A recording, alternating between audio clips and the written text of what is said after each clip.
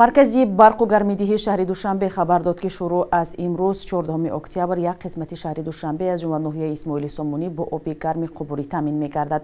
Мақомот гуфтанд давоми як ҳафтаи оянда 4 ноҳияи Душанбе пурра бо оби гарм таъмин хоҳад шуд ва барои ин шоҳқуброҳои марказҳои гармии барқу гармидиҳии шаҳри Душанбе аллакай бо об пур карда шудааст. Дар Душанбе маъмулан мавсими гармидиҳӣ миёнаҳои моҳи октябр шурӯъ шуда то охири моҳи март идома мекунад. Ба кор шурӯъ кардани бухорӣ ё батареяҳои гармидиҳӣ дар пойтахт дар ҳолест ки сокинон дар манотиқи мухталифи Тоҷикистон аз ҷорӣ шудани лимит ё маҳдудиятҳои барқ ба хонаҳояшон дар чанд ҳафтаи охир шикоят мекунанд. Масъулони ширкати барқи тоҷик тасдиқ карданд ки дар кишвар маҳдудияти нерӯи барқ ҷорӣ шудааст, вале онро на хости худашон балки зарурат донистанд.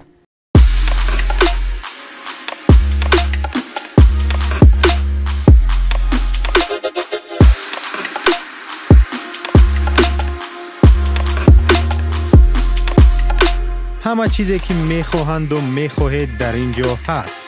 تازه‌ترین اخبار، گزارش‌های ویدیویی، شرح حادثه و تحقیقات ژورنالیستی.